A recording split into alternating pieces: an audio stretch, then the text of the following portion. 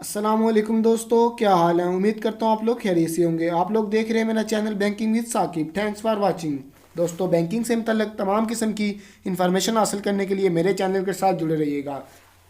आज की वीडियो उन लोगों के लिए बहुत ज़्यादा फ़ायदेमंद होने वाली है जो नया पाकिस्तान हाउसिंग स्कीम के तहत अपना घर बनाना चाहते हैं।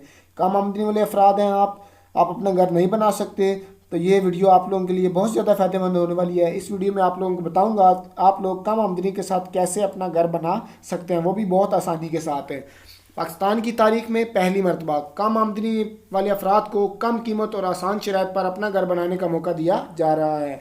आज की वीडियो में हम बात करेंगे नया पाकिस्तान हाउसिंग स्कीम के तहत, जो कि हुकूमत पाकिस्तान ने शुरू की है।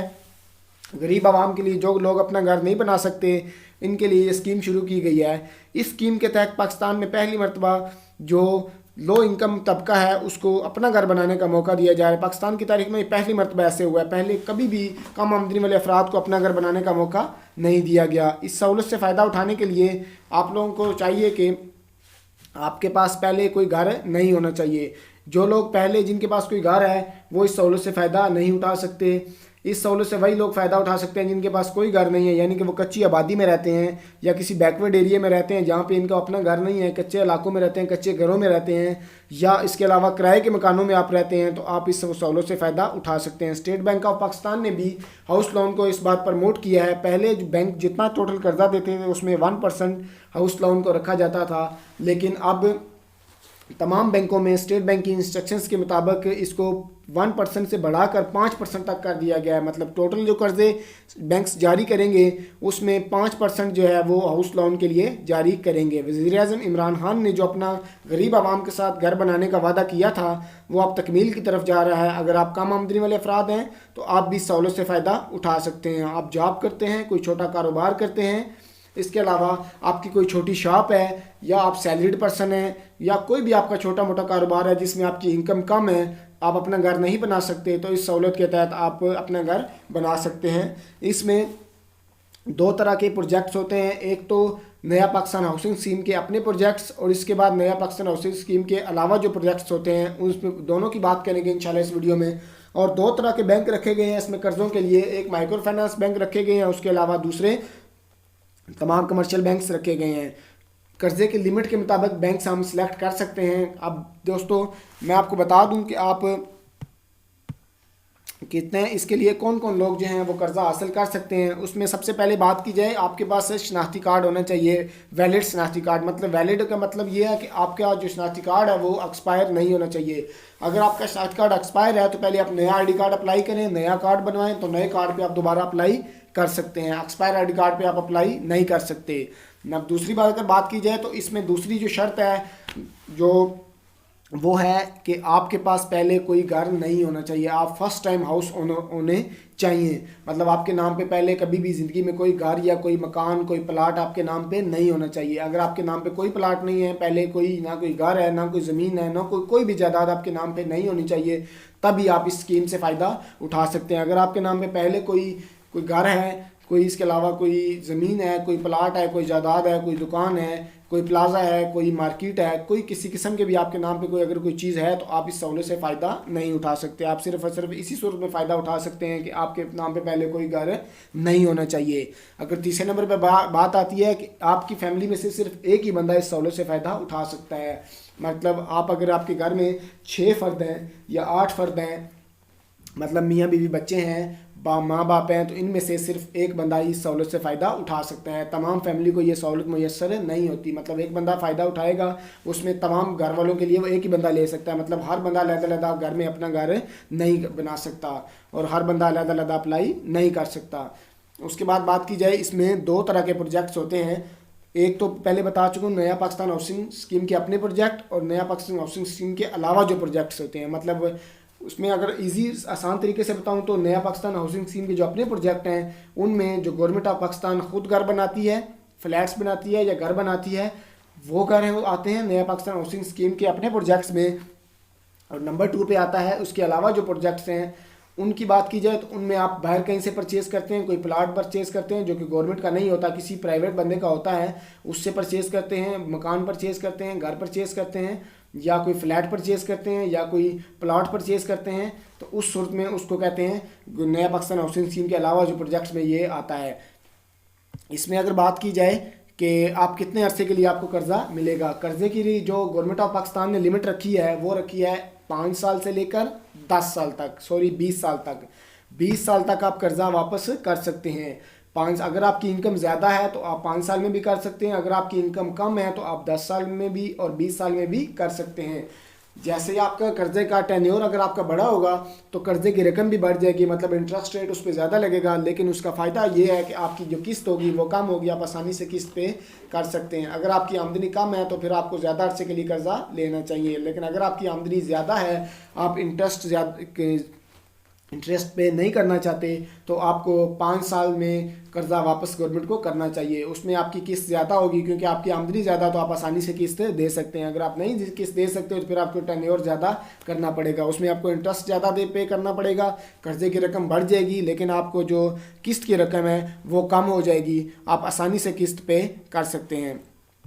अब बात करें कि आपको जो नया पाकिस्तान हाउसिंग स्कीम के जो अपने प्रोजेक्ट्स हैं उनमें कितना कर्जा मिलेगा और उसके अलावा जो प्रोजेक्ट्स हैं उनमें कितना कर्जा मिलेगा। नया पाकिस्तान हाउसिंग स्कीम के जो अपने प्रोजेक्ट हैं उसमें आपको मैक्सिमम कर्जा जो मिलेगा वो मिलेगा 2.7 मिलियन, मतलब 27 लाख रुपए आप सिर्फ और सिर्फ इसमें कर्जा ले सकते हैं। 27 लाख से ज़्यादा कर्जा हासिल नहीं कर सकते, इससे कम हासिल कर सकते हैं, इससे ज़्यादा हासिल नहीं कर सकते।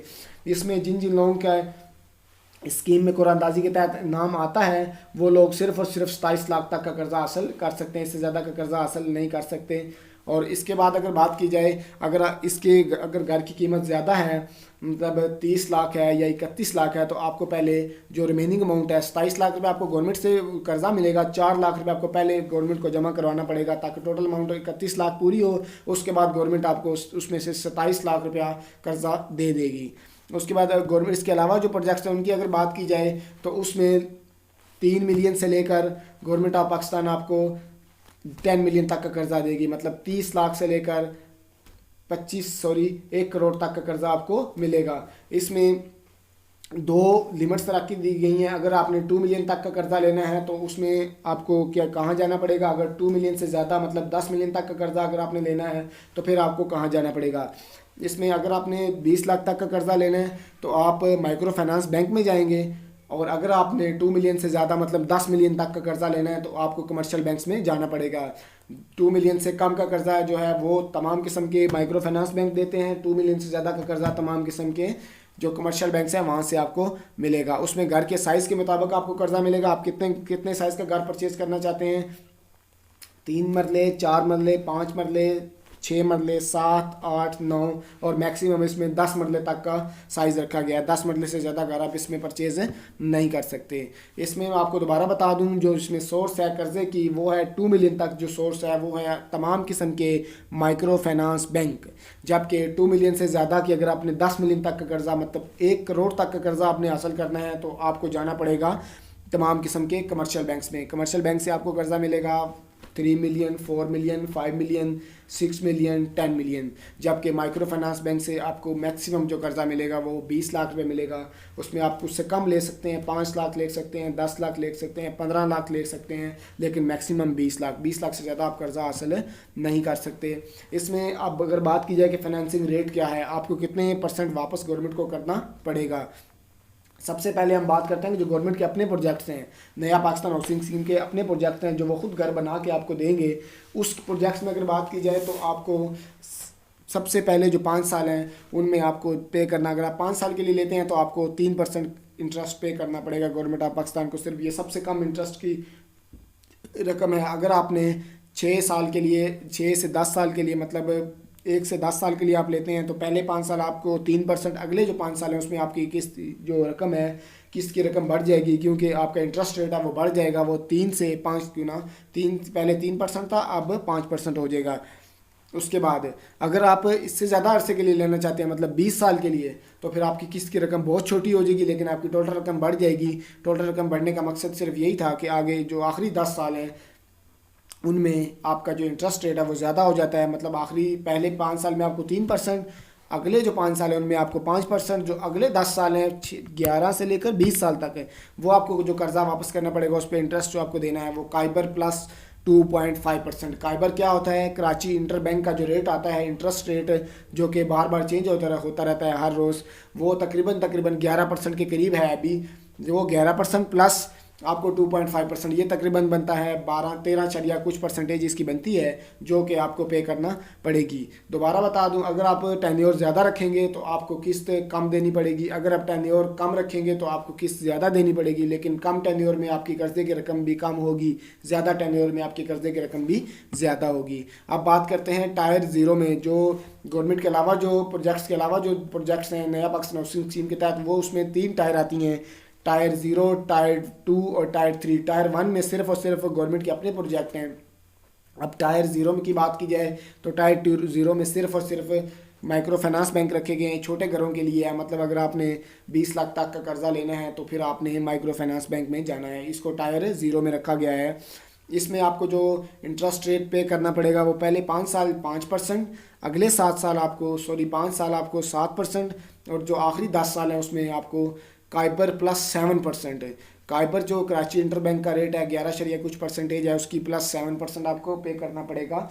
यहाँ पे देखें इंटरेस्ट रेट जो आखिरी 10 साल में है वो ज़्यादा हो जाता है, वो तकरीबन 17 से 18% हो गया है, जबकि पहले 5 साल में आपको 5% था, अगले जो 5 साल उसमें 7% था। जैसे जैसे आप टेन्योर बढ़ाएंगे आपके इंटरेस्ट रेट बढ़ता जाएगा, लेकिन आपकी जो कर्जे की रकम है वो भी साथ बढ़ेगी, लेकिन आपकी किस्त कम हो जाएगी। अगर आप टेन्योर कम रखते हैं तो आपके इंटरेस्ट भी कम होगा और आपकी कर्जे की रकम भी कम होगी, लेकिन आपकी किस्त ज़्यादा हो जाएगी। ये आपको अपनी आमदनी के हिसाब से एडजस्टमेंट करनी पड़ेगी। अगर आप कम किस्त दे सकते हैं तो फिर आपको टेन्योर ज़्यादा रखना पड़ेगा, अगर आप ज़्यादा किस्त दे सकते हैं तो फिर आपको टेन्योर कम रखना पड़ेगा। उसमें फ़ायदा आपको ये है कि आप जो इंटरेस्ट रेट से बच जाएंगे, ज़्यादा इंटरेस्ट रेट आपको पे करना नहीं पड़ेगा। अब बात की जाए कि टायर 2 की, टायर 2 में रखे गए हैं तमाम किस्म के कमर्शियल बैंक से। कमर्शियल बैंक्स जो हैं वहाँ से आपको मिलेगा कर्जा टायर 2 के मुताबिक। टायर 2 में रखे गए हैं 5 मरले के घर, 4 मरले 5 मरले के घर रखे गए हैं। उसमें जो आपको कर्जा मिलेगा वो मिलेगा आपको 30 लाख से लेकर 60 लाख तक। 60 लाख तक का कर्जा आप टायर 2 में हासिल कर सकते हैं। इसमें तमाम किस्म के कमर्शियल बैंक से आप कर्जा हासिल कर सकते हैं। यहाँ पे अगर इंटरेस्ट रेट की बात की जाए तो 5% आपको पहले 5 साल, 7% आपको अगले 5 साल, और जो आखिरी 10 साल है उसमें तकरीबन आपको काइबर मतलब 11% प्लस 4% तकरीबन आपको 15% है, 15 से 16%, 15 कुछ परसेंटेज उसकी होती है टोटल, जो कि 16% तक भी देखा जाए तो 16% तक आपको पे करना पड़ेगा। घर की साइज़ की अगर इसमें बात की जाए तो 1250 स्क्वायर फीट का मैक्सिमम घर होना चाहिए, इससे ज़्यादा नहीं होना चाहिए, क्योंकि इससे ज़्यादा का अगर घर होता है तो फिर आप टायर 3 में चले जाते हैं, वो बड़े घरों के लिए है। 1250 स्क्वायर फुट तक के घर के लिए टायर 2 है।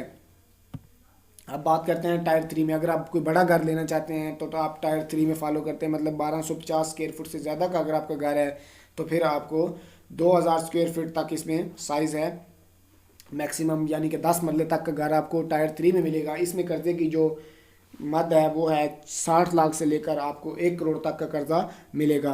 अगर आप लेना चाहते हैं 60 लाख या इससे ज़्यादा, मतलब 1 करोड़ तक का कर्जा लेना चाहते हैं तो फिर आपको टायर 3 में आप फॉलो करते हैं। इसमें जो घर का साइज़ रखा गया है वो मैक्सिमम वो 2000 स्क्वायर फीट रखा गया है। इसमें जो कर्जा वापस की आपको इंटरेस्ट रेट पे करना पड़ेगा वो है पहले 5 साल 7%, अगले 5 साल 9%, और जो आखिरी 10 साल हैं उनमें आपको काइबर प्लस 4%, काइबर मतलब 11.50% प्लस 4%, ये बनता है तकरीबन 15 से 16% बनता है। यहाँ पे इंटरेस्ट रेट ज़्यादा है क्योंकि पहले टायर 0, टायर 1 और टायर 2 में तकरीबन पहले 5 साल 3 से 5% था, जबकि यहाँ पे 7% हो गया। इसकी वजह यही है, यहाँ पे घर का साइज़ ज़्यादा है और कर्जे की रकम ज़्यादा है। जैसा कि पिछले जो टायर 0 है, टायर 1 और टायर 2 में जो कर्जे की पहले जो 6 से 10 साल तक का जो कर्जे पे इंटरेस्ट था वो था 5%, 6%, 4%, जबकि यहाँ पे 9% रखा गया है। इसका मकसद सिर्फ और सिर्फ यही है कि आपका जो घर का साइज़ ज़्यादा है और आपके इंटरेस्ट रेट इसलिए आपको ज़्यादा लगेगा और आपकी कर्जे की रकम भी ज़्यादा है। और यहाँ पे आखिरी जो 10 साल हैं उनमें आपको तकरीबन 15% इंटरेस्ट, 15 से 16% इंटरेस्ट पे करना पड़ेगा, क्योंकि यहाँ पे घर का साइज़ ज़्यादा होता है इसलिए इंटरेस्ट आपको ज़्यादा पे करना पड़ेगा और कर्जे की रकम भी ज़्यादा होती है। तो इसमें 20 साल तक का कर्जा आपको मिल जाएगा। अगर इसमें टेबल में बात की जाए, आसानी से समझा देता हूँ, टायर 0, टायर 1, टायर 2, टायर 3। सबसे पहले हम बात कर लेते हैं गवर्नमेंट के जो अपने प्रोजेक्ट्स हैं, वो आपको पहले बता चुका हूँ, वो टायर 1 में आते हैं। टायर 1 में आप कर्जा अगर लेते हैं 1 मिलियन तक, उसकी लिमिट रखी गई है 2.7 मिलियन मैक्सिमम। अगर आप 1 मिलियन कर्जा हासिल करते हैं तो 5,546 रुपये आपको पहले 5 साल किस्त देनी पड़ेगी। 2 मिलियन हासिल करते हैं तो 11,092 रुपये। अगर 2.7 मिलियन कर्जा हासिल करते हैं जो कि मैक्सिमम लिमिट है तो आपको 14,974 रुपये पे करने पड़ेंगे। तो अगले 5 साल की बात की जाए तो इसी में अगर आप 1 मिलियन लेते हैं, जो पहले किस्त थी आपकी 5,546 रुपये, अब आपकी 6,351 रुपये होगी। किस्त की रकम ज़्यादा हो गई है क्योंकि इंटरेस्ट रेट ज़्यादा हो गया है अगले 5 साल में। ये मैं सिर्फ 10 साल का कंपैरिजन दिखा रहा हूँ। अगर आप 20 साल में चले जाते हैं तो वहाँ पे आपका इंटरेस्ट रेट और ज़्यादा हो जाएगा, किस्त की रकम और ज़्यादा हो जाएगी, कर्जे की टोटल रकम बढ़ जाएगी। अगर बात करें आपने टायर 1 में आपने जो गवर्नमेंट के प्रोजेक्ट हैं उसमें आपने 11,092 रुपये आपको किस्त देनी पड़ेगी 2 मिलियन के लिए। तो यही किस्त आपको अगले 5 साल में जो आपको 12,702 रुपये देनी पड़ेगी, मतलब आपको 16 से 1700 रुपये ज़्यादा इसमें लगेगा इंटरेस्ट रेट ज़्यादा होने की वजह से। अगर आप मैक्सिमम लिमिट इसमें लेते हैं टायर 1 में 2.7 मिलियन तो आपको 14,974 रुपये पे करने पड़ेंगे।